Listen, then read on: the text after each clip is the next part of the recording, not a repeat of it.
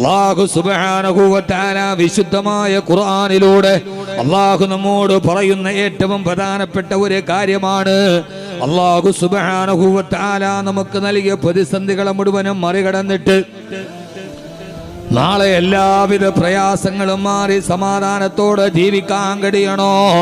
അങ്ങനെ ജീവിക്കണമെങ്കിൽ നിനക്ക് മാത്രം അല്ലാഹുവിനെ പേടിയുണ്ടായാൽ പോരാ. ഓരോ ഗൃഹനാഥന്മാർക്ക് നിർബന്ധമാണ്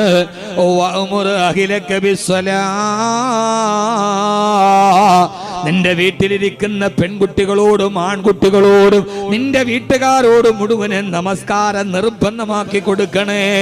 അവരോട് നമസ്കരിക്കാൻ പറയണമെന്ന് മാത്രമല്ല, നിന്റെ വീട്ടുകാരോട് മുഴുവനും നമസ്കരിക്കാൻ കൽപ്പിക്കണേ. ആ നമസ്കാരം റമളാനിൽ മാത്രമല്ല,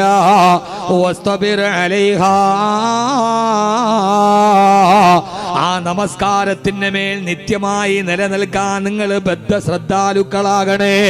എന്റെ പ്രിയപ്പെട്ട സഹോദരാ സഹോദരി, എല്ലാ കുടുംബത്തിന്റെയും ഐശ്വര്യവും അതിന്റെ ബറക്കത്തും ഇരിക്കുന്നത് ആ വീടിന്റെ ഉള്ളിൽ നടക്കുന്ന അമലുകളുടെ പേരിലാ. അല്ലാഹു സുബ്ഹാനഹു വ തആല വീട്ടുകാരോട് കൽപ്പിക്കാനും ചെയ്യാനും പറഞ്ഞ ഏറ്റവും പ്രധാനപ്പെട്ട അമലാണ് വഅ്മുർ അഹ്ലക ബിസ്സലാ. നിന്റെ വീട്ടുകാരോട് നമസ്കരിക്കാൻ പറയണേ. ഓരോ ദിവസവും നമ്മൾ സുബഹിക്ക് പള്ളിയിലേക്ക് പോകാൻ പോകുമ്പോ ആ സമയത്ത് നിന്റെ ഭാര്യ സുബഹി നമസ്കരിച്ചു എന്ന് നീ ഉറപ്പുവരുത്തണം. പ്രായബുദ്ധിയായ നിന്റെ പെൺമക്കളും നിന്റെ ആൺമക്കളും നമസ്കാരം നിർവഹിക്കുന്നുണ്ടെന്ന് ഉറപ്പുവരുത്തണേ. അല്ലാഹു സുബ്ഹാനഹു വ തആല അതൊരു ഗൃഹനാഥനെ നിർബന്ധമാക്കിയൊരു ജോലിയാണല്ലോ. എന്റെ പ്രിയപ്പെട്ട സഹോദരാ, ഇന്ന് ആധുനികതയുടെ നടുവിൽ കിടന്ന് കൂത്താടുമ്പോ എത്ര വീടുകളിലാണ് നമ്മുടെ പെൺമക്കൾക്ക് നിസ്കാരമുള്ളത്? എത്ര ആൺമക്കളാണ് നിസ്കാരം നിർവഹിക്കുന്നത്? ആരുടെയൊക്കെ ഗൃഹാന്തരീക്ഷത്തിന്റെ ഉള്ളിലാണ് പടച്ചറബിന് ഇഷ്ടമുള്ളത് നടക്കുന്നത്? ഹബീബായ നബി മുഹമ്മദ് മുസ്തഫ ഉറക്കെ ഹബീബായ നബി മുഹമ്മദ് മുസ്തഫ സല്ലല്ലാഹു അലൈഹി വസല്ലമ ഇത് ഓരോ രക്ഷകർത്താക്കളുടെ പിതാക്കന്മാരുടെ ബാധ്യതയാണ്. ആരുടെ ബാധ്യതയായത്? രക്ഷകർത്താവാരാ? അതാണല്ലോ ഏറ്റവും വലിയ പ്രശ്നം. നമ്മുടെ വീട്ടിലെ രക്ഷകർത്താവാരാ?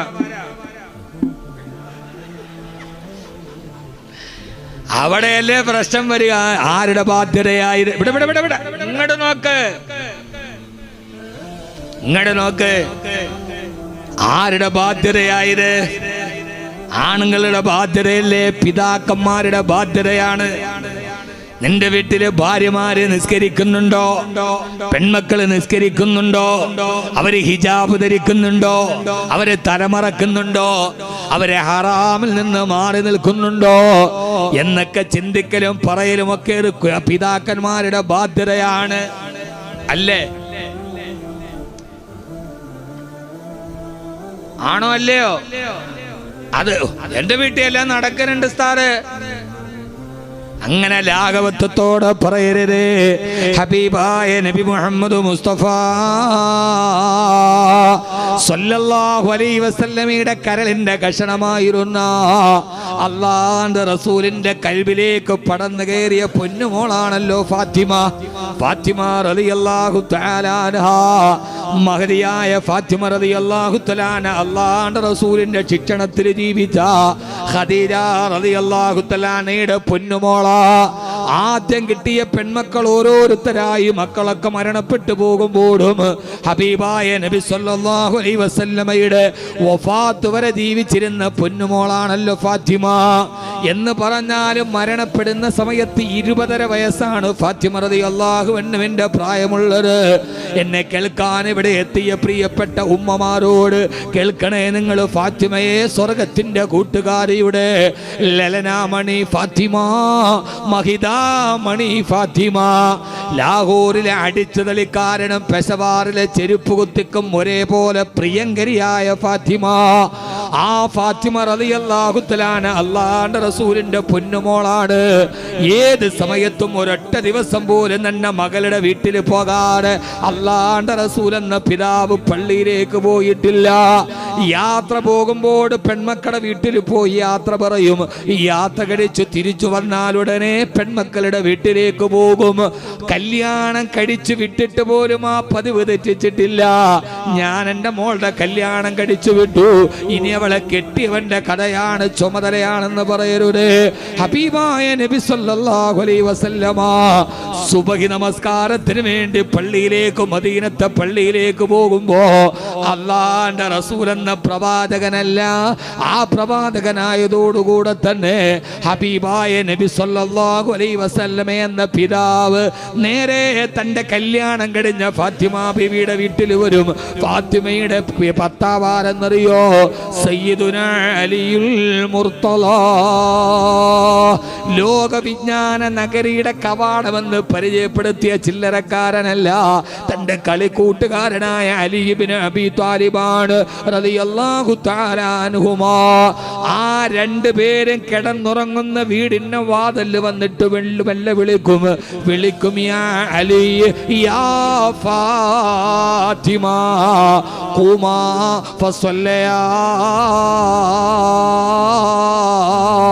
فصليا ركعتين ولو ركعتين قبل الفجر. അലിയെ ഫാത്തിമ ഖുമാ, നിങ്ങൾ രണ്ടുപേരും ഉറക്കത്തിൽ നിന്ന് എഴുന്നേൽക്കണേ, ഉറക്കത്തിന്റെ കരിമ്പടത്തിൽ നിന്ന് എഴുന്നേൽക്കണേ, എന്നിട്ട് 2 റക്അത്ത് നിങ്ങൾ നിസ്കരിക്കണേ. വലൗ റക്അതൈനി ഖബിലൽ ഫജ്ർ, അത് സുബഹിക്ക് മുമ്പുള്ള 2 റക്അത്ത് തഹജ്ജുദ് നിസ്കാരമാണെങ്കിൽ ശരി. ഫാത്തിമ അലിയെ നിങ്ങൾ രണ്ടുപേരും എഴുന്നേറ്റ് നിസ്കരിക്കണേ എന്ന് പറഞ്ഞിട്ട്. നല്ല രസമാണ് ഈ സംഭവം. ഒരു വാപ്പ എങ്ങനെയാണ് കുടുംബത്തെ മുന്നോട്ട് കൊണ്ടുപോയത്. ഇങ്ങനെ പിതാവിന്റെ കണ്ണും കാതും ശ്രദ്ധയുള്ള കുടുംബത്തിലാണ് റിസ്കിന്റെ വിശാലതയുള്ളത്. എന്നിട്ട് അല്ലാഹുവിന്റെ റസൂലും മദീനത്തെ പള്ളിയിൽ തഹജ്ജുദ് നിസ്കരിക്കാൻ പോയി. നിസ്കാരം കഴിഞ്ഞ് തഹജ്ജുദ് നിസ്കരിച്ചിട്ട് വീണ്ടും പള്ളിയിൽ നിന്നിറങ്ങിയിട്ട് തന്റെ മോളുടെ വീട്ടിലേക്ക് വന്നു. എന്നിട്ട് വീണ്ടും വാതിലിൽ വിളിച്ചു, അലി യാ ഫാത്തിമ, അലിയെ ഫാത്തിമ, നിങ്ങളെ രണ്ടുപേരും എഴുന്നേറ്റ് നിസ്കരിച്ചുവോ? അവതുസല്ലിയാവാനി അന്തുമാ, നിങ്ങളെ രണ്ടുപേരും നിസ്കരിച്ചോ? അതല്ല, ഞാൻ വിളിച്ചിട്ട് എഴുന്നേറ്റിട്ട് വീണ്ടും നിങ്ങൾ കിടന്നോ? 2ാമത്തെ പ്രാവശ്യവും വരും. എന്നിട്ട് വീടിന്റെ മുമ്പിൽ വന്ന് നിൽക്കും. ആ വീടിന്റെ ഉള്ളിൽ നിന്ന് വെള്ളമൊഴിക്കുന്ന ശബ്ദമോ അല്ലെങ്കിൽ എന്തെങ്കിലും അനക്കമോ കേൾക്കാതെ വരുമ്പോ 2ാമതും വാതിൽ വിട്ടു മുത്തു മുസ്തഫ, അലിയെ നിങ്ങൾ എഴുന്നേറ്റില്ലേ അലിയെ? അങ്ങനെ ഉണ്ടല്ലോ, ഒന്ന് വിളിച്ചു വിട്ടിട്ട്, നമ്മൾ മക്കളെ വിളിച്ചു വിട്ടിട്ട് അവരെഴുന്നേറ്റ്, ആ വാപ്പ ഞാൻ വരുന്നത്, ആ വരുന്ന പള്ളിയിലേക്ക്, എന്നിട്ട് വീണ്ടും കിടക്കും. ഓ, വന്നിട്ട് പൊന്നുമോളുടെ വീടിന്റെ മുമ്പിൽ നിൽക്കും ഉപ്പ.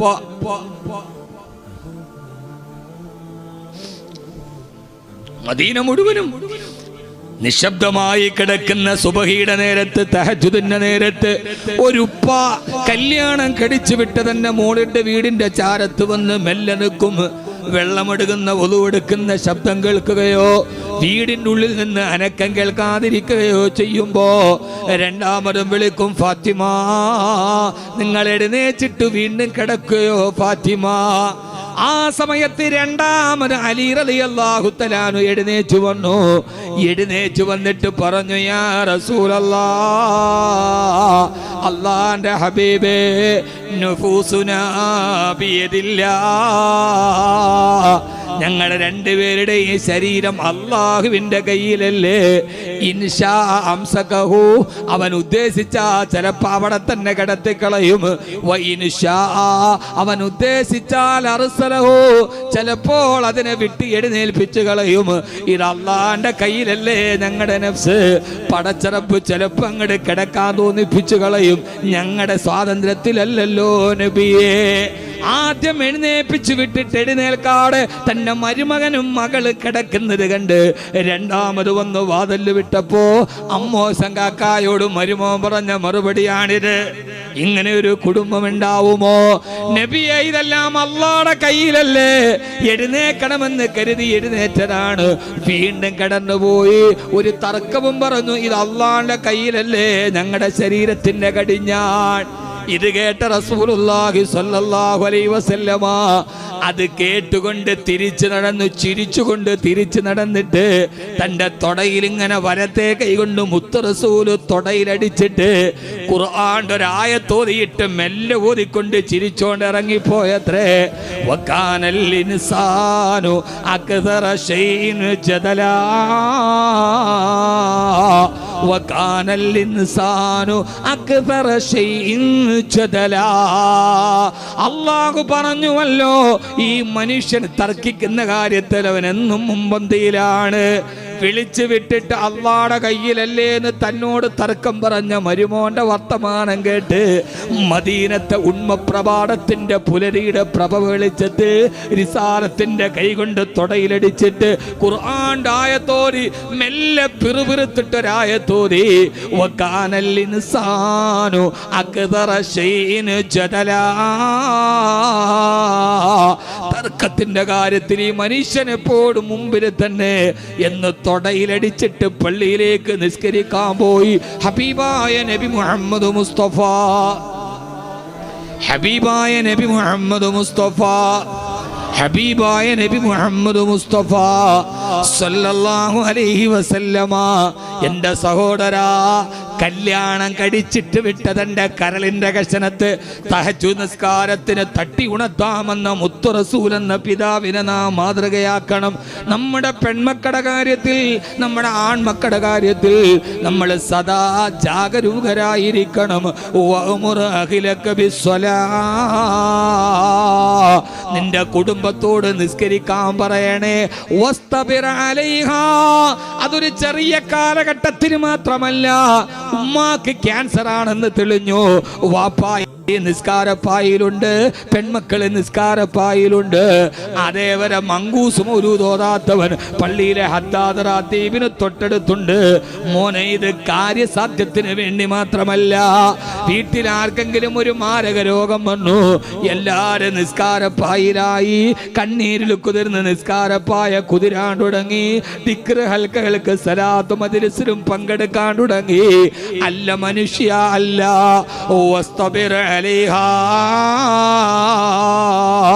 നിന്റെ ക്ഷേമത്തിലും നിന്റെ ക്ഷാമത്തിലും നിന്റെ സങ്കടത്തിലും നിന്റെ സന്തോഷത്തിലും നിന്റെ സന്താപത്തിലും നിന്റെ പ്രയാസത്തിലും നിന്റെ ആകുലതയിലും നിന്റെ വ്യാകുലതയിലും നിന്റെ ആധിയിലും നിന്റെ വ്യാധിയിലും നിന്റെ വ്യതയിലും നിന്റെ ശ്രദ്ധയിലും നിന്റെ ആപത്തിലും നിന്റെ സന്തോഷത്തിലും നിന്റെ പ്രതിസന്ധിയിലും നിന്റെ പരിഭവത്തിലും നിന്റെ പരിതാപത്തിലും ഏത് സമയത്തും നിന്റെ വീട്ടുകളിലെ ഇബാദത്തിനെ നിലനിർത്തണേ.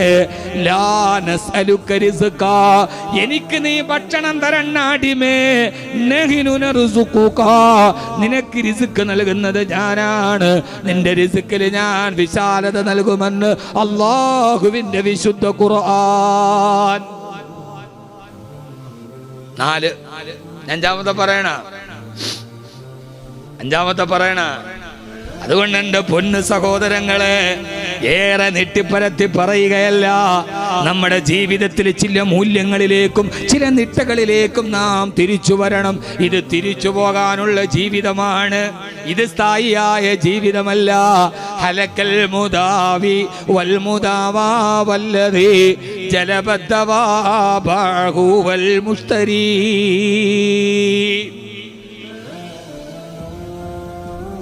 രാവിലെ സുബഹി നിസ്കാരത്തിന് വേണ്ടി പള്ളിയിലോട്ട് പോകുമ്പോ ഉമർ റളിയല്ലാഹു അൻഹുവിന്റെ മകനായ ഇബ്നു ഉമർ റളിയല്ലാഹു തആല അൻഹു തന്റെ മദീനയിലെ ചെറിയ ഒരു ഓലപ്പുര ഈത്തപ്പനമരത്തിന്റെ ഓല വെച്ച് മെഞ്ഞുകൊണ്ടിരിക്കുകയാണ്.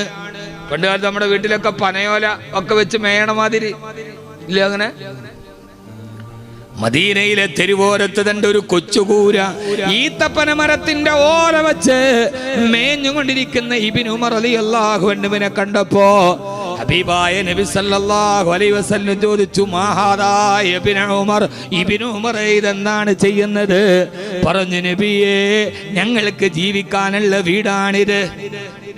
പക്ഷേ ഇബ്നു ഉമറേ വല്ലംറു മുസ്തൈദിൽ, പക്ഷേ കാര്യങ്ങൾ അതിനേക്കാൾ വേഗത്തിൽ കടന്നു പോകുമല്ലോ. ഇവിടെ താമസിക്കുന്നതിന് മുമ്പ് മരണം വന്നാൽ എന്ത് ചെയ്യും ഇബ്നു ഉമറേ? ഇബ്നു ഉമർ റളിയല്ലാഹു അൻഹു ഞെട്ടിപ്പോയി. അപ്പോഴാണ് തോളിൽ വെച്ചിട്ട് പറഞ്ഞത്, ഇബ്നു ഉമറേ, ഇദാ അസ്ബഗ്ത ഫലാ തന്തദിരിൽ മസാ വഇദാ അംസൈത ഫലാ തന്തദിരി സ്വബാ.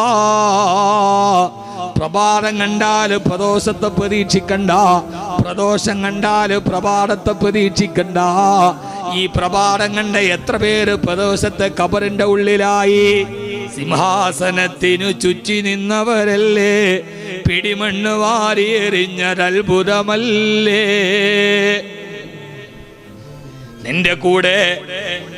നിന്റെ കൂടെ ചിരിയും കളിയും പറഞ്ഞ് നടന്നവരല്ലേ, നിനക്ക് ആവശ്യമുള്ളവരൊക്കെ കൈവെള്ളയിലെ തന്നവരല്ലേ.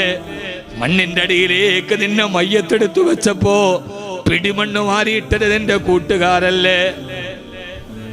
ആരാ പിടിമണ്ണ് വാരിയിട്ടത്? എന്റെ വീടിന്റെ പണി നടക്കുന്ന ഒരു സമയമുണ്ട്.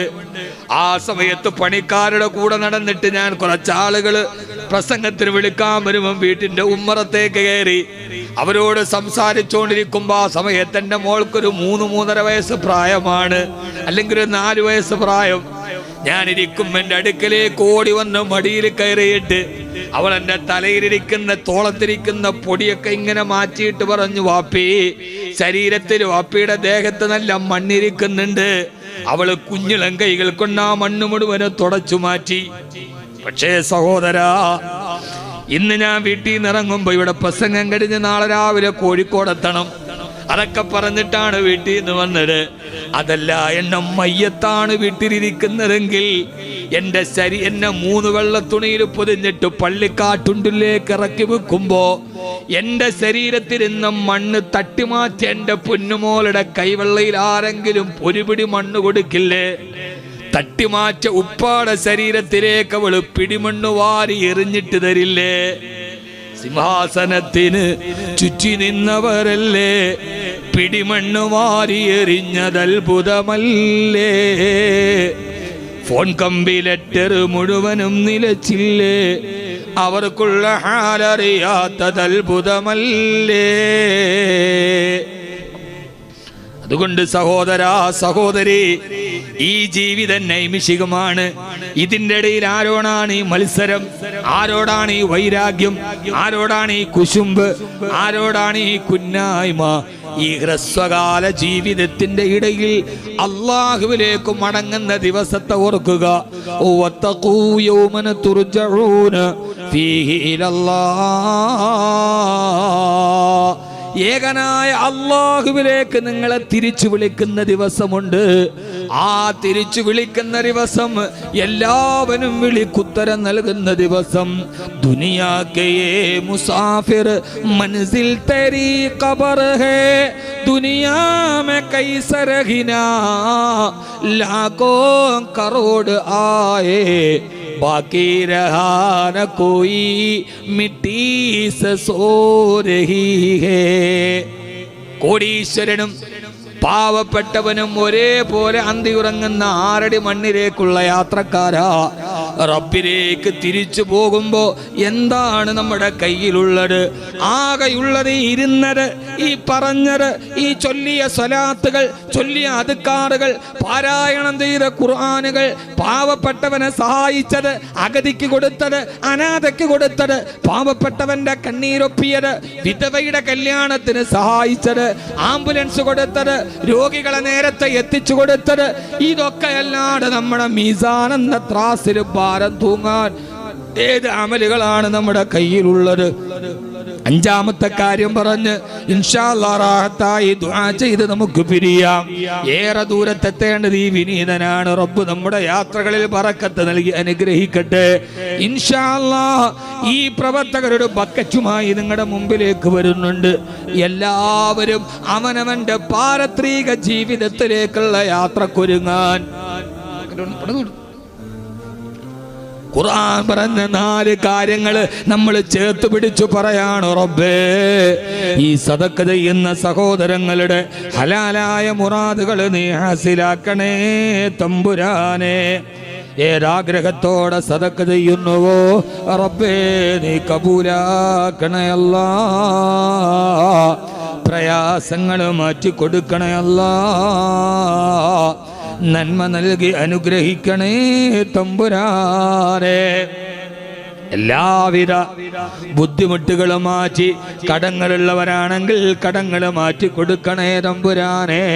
അല്ലാഹുവേ, രോഗങ്ങളുള്ളവരാണെങ്കിൽ രോഗങ്ങൾ നീ ശിഫയാക്കണേ അല്ലാ. പ്രയാസങ്ങൾ മാറ്റി കൊടുക്കണേ അല്ലാ. ബിഹഖി സ്വല്ലല്ലാഹു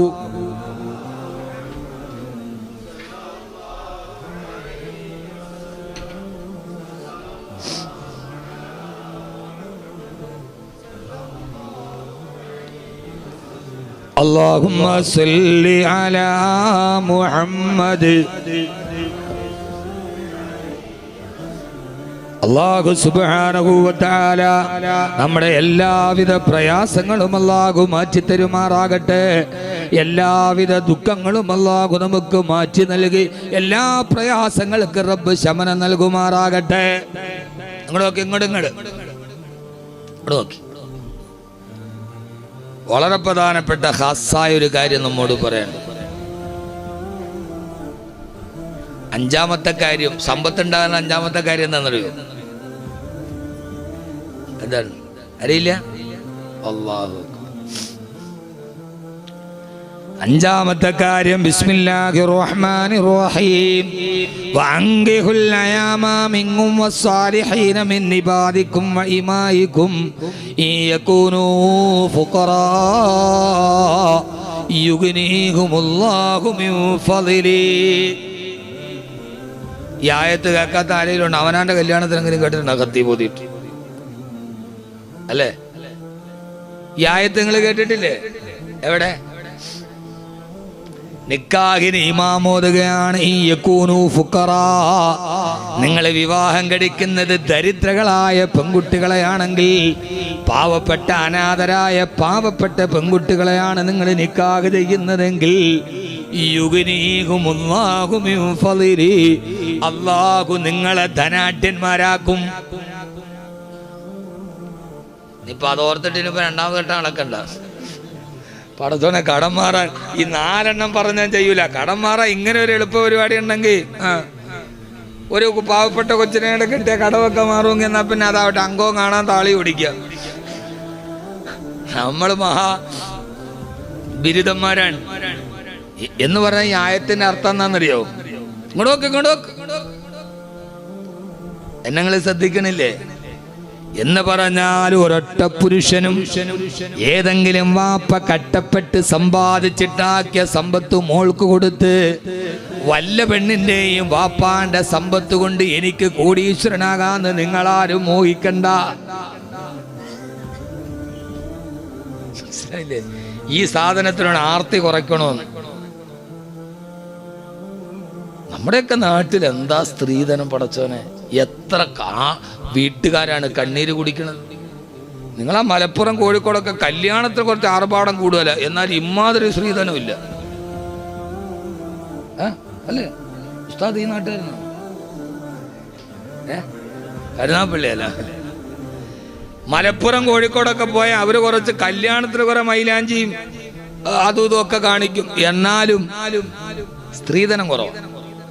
ഇല്ല, അങ്ങനെയൊന്നും ഇല്ല, കൊടുത്തുവിടലാണ്. ഇവിടെ പടച്ചു തമ്പനെ, ഇവിടെ ഒരു സ്വന്തമായിട്ട് 4 അടക്കയില്ലാത്തവന് ഒരു സിറ്റ് കൊടുത്താലേ പെണ്ണ് കിട്ടും. എത്ര പെൺകുട്ടികളുടെ പിതാക്കന്മാരാണ് പലിശക്കെടുക്കല്? എത്ര പേരാണ് പലിശ എടുത്തിടക്കണത്?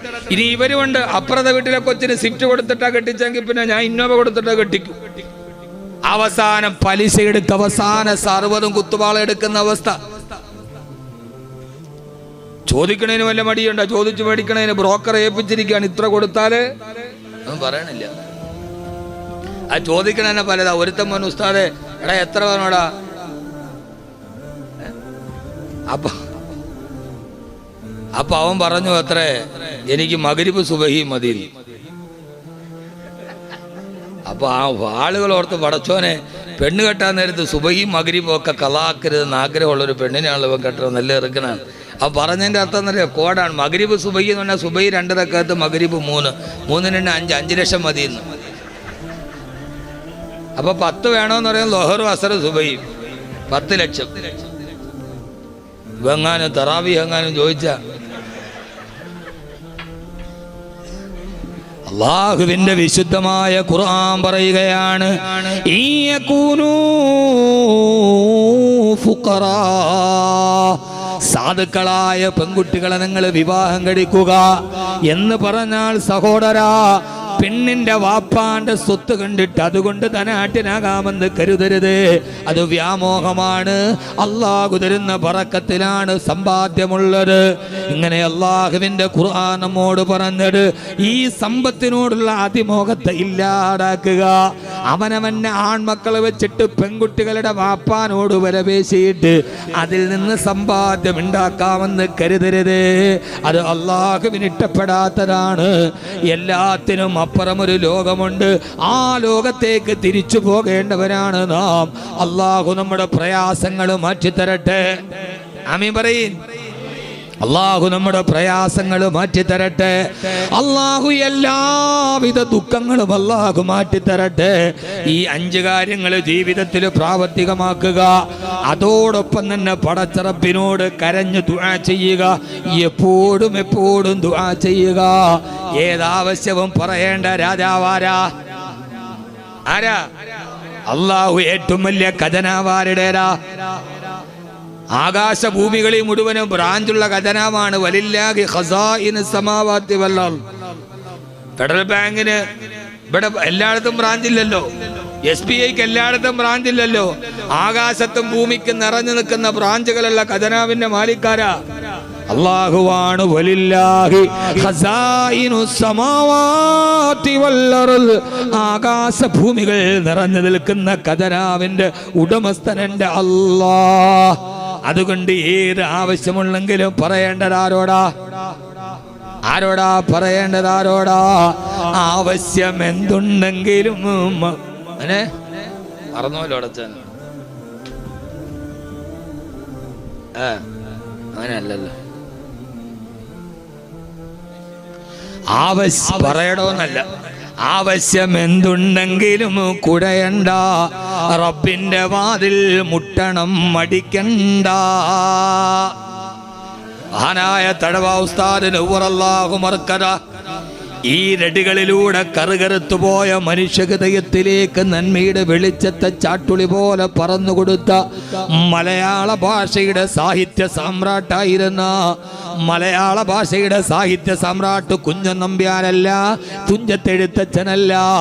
കാരണം അവരൊക്കെ നിമിഷകവിയാണെന്നാണ് പറയാ. കുഞ്ചൻ നമ്പ്യാരോട് നാടുവാടിയുടെ മോള് വന്നു വരമ്പിലൂടെ. അപ്പോ കുഞ്ചൻ നമ്പ്യാരോട് നാടുവാടിയുടെ മോള് പറഞ്ഞു മാറടാന്ന് പറഞ്ഞു. കുഞ്ചൻ നമ്പ്യാർക്ക് ഇഷ്ടപ്പെട്ടില്ല. പിന്നെ ഒരിക്കൽ നാടുവാടിയുടെ മകൾക്ക് വയറുവേദന വന്നു. കുഞ്ചൻ നമ്പ്യാരുടെ അടുക്കൽ വന്നിട്ട് ചോദിച്ചു എന്തെങ്കിലും മരുന്നുണ്ടോ എന്ന്. അന്ന് തന്നെ ഒരു പ്രാവശ്യം എടാന്ന് വിളിച്ചതിന് കുഞ്ചൻ നമ്പ്യാർ അപ്പം തന്നെ മരുന്ന് പറഞ്ഞു കൊടുത്ത നിമിഷകവിയാ കുഞ്ചൻ നമ്പ്യാർ. അയാൾ അപ്പം തന്നെ മറുപടിയായിട്ട് മരുന്ന് പറഞ്ഞു കൊടുത്തപ്പോൾ ആ കവിതയിൽ 8 പ്രാവശ്യം തിരിച്ച് എടീന്ന് വിളിച്ചു എന്നാണ്. അമ്മിക്കുരുന്നടി അലകിൻ പിടിയടി എന്ന്. അമ്മിക്കുരുന്ന്, അലകിന്റെ പിടി, ഇതൊക്കെ എടുത്ത് ചതച്ചിട്ട് മരുന്നുണ്ടാക്കാൻ. കുഞ്ചൻ നമ്പ്യാരൻ നിമിഷ കവിയാണ്. അയാൾ അപ്പം തന്നെ എന്ത് ചെയ്ത് എടാന്ന് വിളിച്ചതിന് 10 എടീന്ന് തിരിച്ചു വിളിച്ചു എന്നാണ്. അതാണ് കുഞ്ചൻ നമ്പ്യാരെ സേട്ടത. അവര് നിമിഷ കവിയാണ്. പക്ഷേ തഴവ ഉസ്താദോ ഒരു വെള്ള പേപ്പർ കയ്യിലില്ലല്ലോ, ഒരു പേനത്തുണ്ട് മഷി കയ്യിലില്ലല്ലോ. ഇങ്ങനെ നിവർന്ന് കിടന്നിട്ട് കൽബിൽ നിന്ന് വരുന്നതെന്ന് പറയലല്ലേ. അങ്ങനെ കിടന്നപ്പോഴാണ് ഒരാൾ വന്നിട്ട് കയ്യിൽ പിടിച്ചിട്ട് പറഞ്ഞു ഉസ്താദേ അസുഖങ്ങളൊക്കെയുണ്ട്, ദുആ ചെയ്യണേ, മാറാൻ വേണ്ടി റബ്ബിനോട് ദുആ ചെയ്യണേ. ഉടനെ തന്നെ തുഞ്ചൻ നമ്പ്യാരെ വെല്ലുന്ന മലയാളത്തിന്റെ മഹാകവിയുടെ നാവ് ചലിച്ചു. അസുഖങ്ങളൊക്കെയും മാറ്റണേ നീ മന്നവാ, പറയല്ലേ നീ എന്നോട് പോടോ പിന്നവാ. ഇവിടെ നിന്ന് വെളിപ്പാടകലെ കടന്ന മലയാള ഭാഷയെ ഒരു യൂണിവേഴ്സിറ്റിയുടെ പടി കയറാതിരുന്നിട്ടും മലയാള ഭാഷയുടെ അക്ഷരങ്ങളെ തൻ്റെ സരസ്വതി വിളയുന്ന നാവെന്നൊക്കെ പറയുന്നത് പോലെ അതിനപ്പുറത്തേക്ക് മലയാള ഭാഷയെ തന്നെ നാവിലിട്ടമ്മാനമാടിയ മലയാള ഭാഷ കണ്ട മഹാരഥന്റെ കഥയാണിത്. ഖബറിനെ കുറിച്ച് നമ്മളെ പറയിപ്പിച്ചിട്ട് കരയിപ്പിച്ച തഴവാ ഉസ്താദ്. ഖബറെന്ന് കേട്ടാൽ തൽക്ഷണം ഞേട്ടേണ്ടരാ, കണ്ടാലുടനുവാ വിട്ടു നീ കരയേണ്ടരാ. മലയാളത്തിലെ മലയാളികൾ ഏറ്റവും കൂടുതൽ പാടിയത് 2 പാട്ടാണ്. അത് പാടാത്ത മലയാളിയില്ല. ഏറ്റവും കൂടുതൽ മലയാളി പാടിയ പാട്ടേരെന്നറിയോ? കായലരികത്ത് വലയെറിയുമ്പോൾ വലകുലുക്കിയ സുന്ദരി, പെണ്ണുകെട്ടിന് കുറിയെടുക്കുമ്പോൾ ഒരു നറുക്കിന് ചേർക്കണേ എന്ന പാട്ട് മുളാത്ത മലയാളിയില്ല. ഉണ്ടോ? എന്താ മനുഷ്യന്മാരെ? ഇല്ല. എന്നാൽ തഴവാ ഉസ്താദിന്റെ ഈ വരി കേൾക്കാത്ത ഒരു മുഅ്മിനീ ലോകത്തില്ല, മലയാള ഭാഷയിലില്ല. ഖബറെന്ന് കേട്ടാൽ തൽക്ഷണം ഞെട്ടേണ്ടതാ, കണ്ടാലുടനുവാ വിട്ടു നീ കരയേണ്ടതാ. മേടയ്ക്കു പകരം മാളമാ സുബ്ഹാനാ, റബ്ബിയതിൽ കിടക്കേണ്ടതാണ് സുമാന. തഴവാ ഉസ്താദിന്റെ ചാരത്ത് വന്ന് നിന്നിട്ട് ആ ഇൽമിന്റെ 100 കിട്ടാൻ പറക്കത്തിന് വേണ്ടി വിദ്യാർത്ഥി പാടിയതാണിത്. ഞാനൊരു പണ്ഡിതനല്ല, പാണ്ഡിത്യം പറയാൻ ഞാൻ വന്നതുമല്ല. പാണ്ഡിത്യം പറയാൻ ഞാനൊരു പണ്ഡിതനല്ല, ലാളിത്യം പറയാൻ ഞാനൊരു സാത്വികനല്ല, പ്രേമം പറയാ ഞാനൊരാശിക്കല്ല, വൈദഗ്ധ്യം പറയാ ഞാനൊരു വിദഗ്ധനുമല്ല, മികവ് പറയാൻ പ്രഭാഷണം നടത്താൻ ഞാനൊരു പ്രാസംഗികനല്ല. പിന്നെ ഞാനാരാ? ഞാൻ നിങ്ങളുടെ മുമ്പിലൂടെ നടന്നുപോയ ഒരു സാധാരണക്കാരനായ ഫക്കീറിന്റെ വാക്കാണിത്. സഹോദരാ, പിരിയുന്നതിന് മുമ്പ് ഇനി നമ്മൾ തിരിച്ചിനി കാണുമോ എന്നറിയില്ല. ജനനമൃതികളുടെ ഇടയിലൂടെ നടന്നു പോകുന്ന നാം ഇനി ഒരിക്കൽ കൂടി ജീവനോടെ കണ്ടുമുട്ടുമോ? കൂടെയില്ല ജനിക്കുന്ന നേരത്തും, തീർച്ചയില്ല മരിക്കുന്ന നേരത്തും, മധ്യ ഇങ്ങനെ കാണുന്ന നേരത്തും മത്സരിക്കുന്നത് എന്തിന് നാം വൃഥ?